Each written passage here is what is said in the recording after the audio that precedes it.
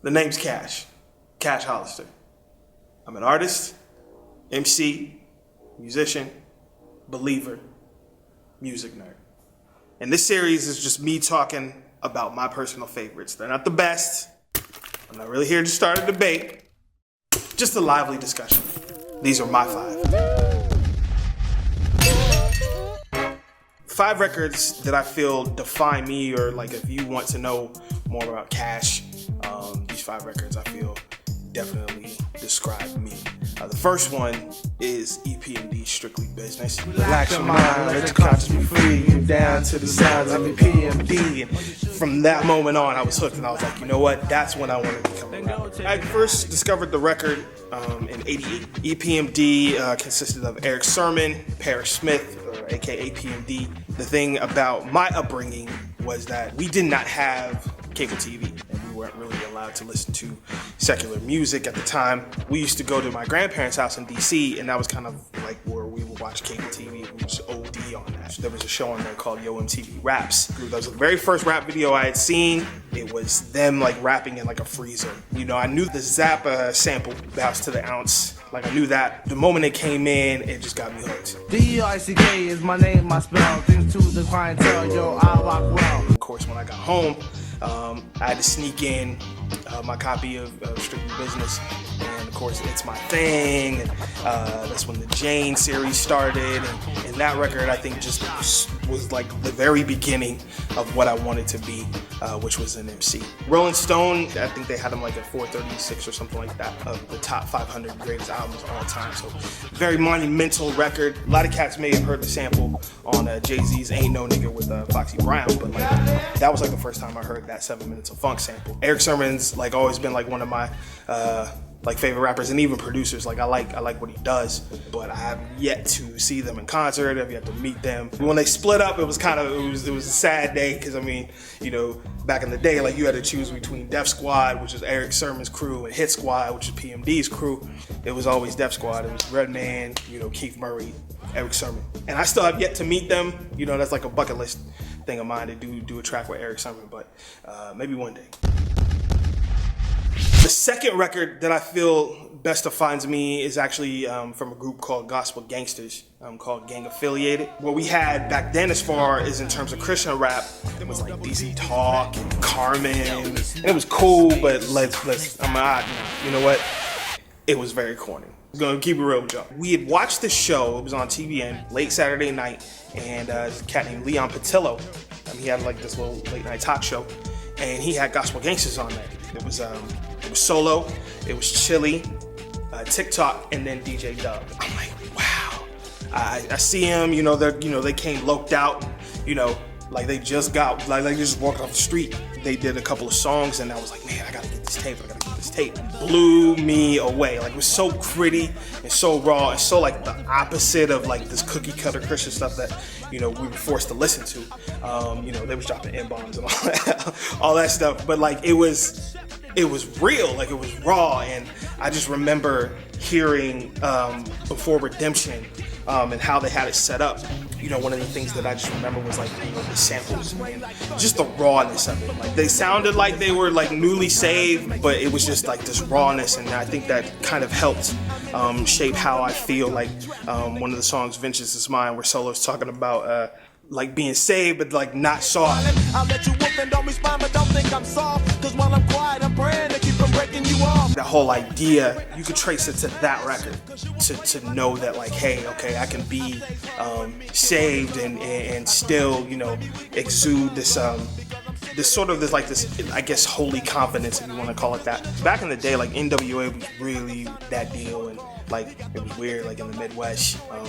You know, I'm from Salina, Kansas, population 48,000, but like the West Coast was really a big thing here. And, you know, it's when like the whole gang culture started, and Spice One, MCA, cats like that was really, really rocking. So this record was the one that I could actually play, you know what I'm saying, with my friends and be, you know, confident. A lot of people would know Gospel Gangstas like when they was messing with Kirk Franklin, and I can see clearly now in Do or Die, but like to me, Gang Affiliated stands as like one of the best Christian rap albums of all time, and I will still say that Solo is top 5 as far as Christian rap goes. Solo's top 5. That's not even up for debate.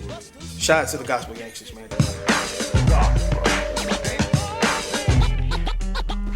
The third record that I would say helped shape me is Stevie Wonder's Intervisions.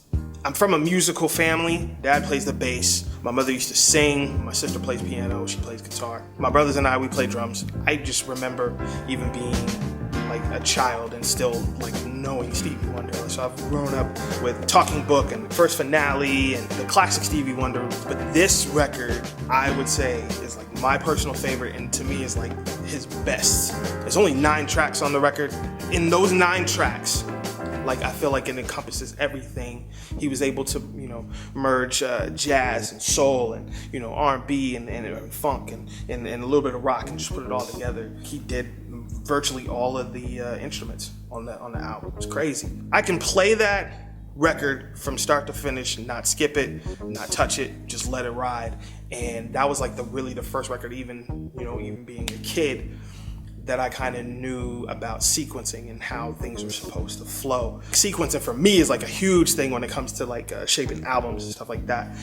Just learning how things flow. Like it went from Too High to Visions to Living for the City. Like, and the way that it was structured was crazy. We already know Stevie Wonder's a genius, but this was kind of like the record where I was just like, man, this guy is crazy, and he's doing all these instruments and he's blind. Adds a whole other thing to it. One of my favorite records on the album is Visions. I was listening to Genuine, like, where's the sample coming from? This I'll Do Anything. I found that the sample came from Stevie Wonder's Visions, and I was like, wow. So then I went back and like listened to Visions, and I was like, man, this, that's when I really like dug this record and learning like the stuff that he put in the records.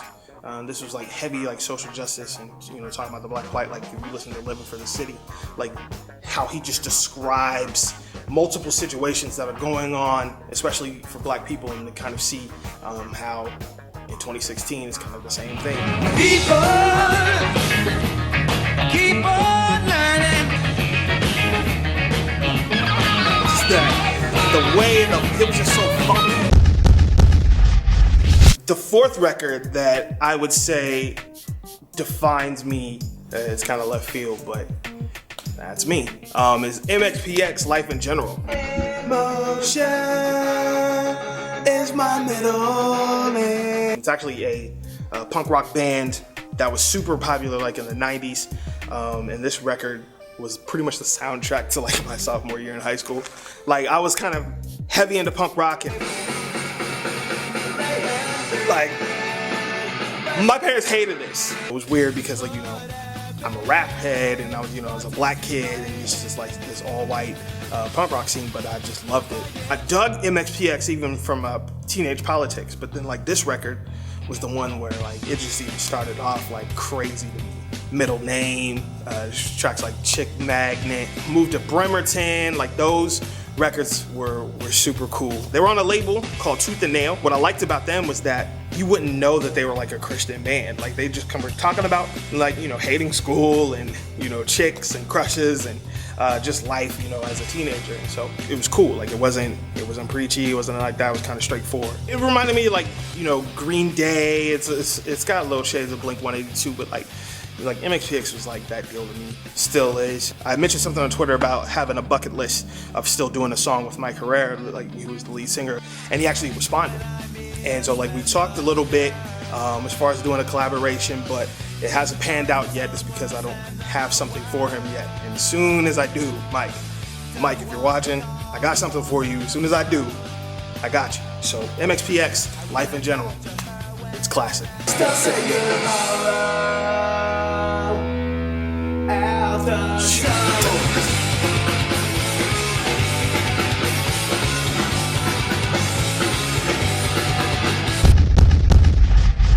The fifth album, Biggie.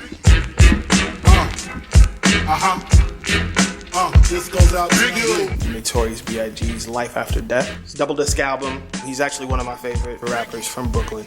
I have really this unhealthy obsession with Brooklyn. My first born daughter is actually named after Brooklyn. Like a lot of my favorite MCs are from Brooklyn, so that's kind of where that whole thing started, and he was kind of the beginning of that whole obsession. This album, man, like, you know, Ready to Die was cool, and, you know, Juicy's like my favorite Biggie song, but like this album I felt like was influential to me because like it showcased this sort of versatility that you didn't necessarily get from like an East Coast MC. He was able to like switch flows and switch styles, and it was like so effortless. Like you heard Hypnotize, and he had kind of the club bangers, but he was still like rapping. Like if you actually listen to it, like Biggie rapping on that record, you're grooving to it. But then like he was able to flip it with Bone Thugs and Harmony. He did Notorious Thugs. All the dangerous, ain't too many can bang with us. He was able to kind of do like the R&B stuff with R. Kelly, but then like he could get back and just rap to you like on Kicking the Door, which is like one of my favorite Biggie records. 10 Crack Commandments, like the way he just did it was just so smooth. That's where I kind of learned how to be versatile and be able to rock the boom bap records, but then turn around and do like a commercial record, or you know, to do something like for the ladies or something like that. Like his storytelling ability too was crazy. Like obviously I got a story to tell, like awesome story. Somebody Gotta Die, like that first track, like he just kind of set the scene. The way he set his scenes and the pictures he would paint, like he was great at that. Like he was an MC's MC. You know, it's a shame that we weren't able to get that full greatness from him. This album was like the one for me. Any topic, I got 5 for you. Those were my 5. What's yours? This goes out to you. This goes out to you, and you, and you, and you. This goes out to you. This goes out to you. This goes out to you, and you, and you.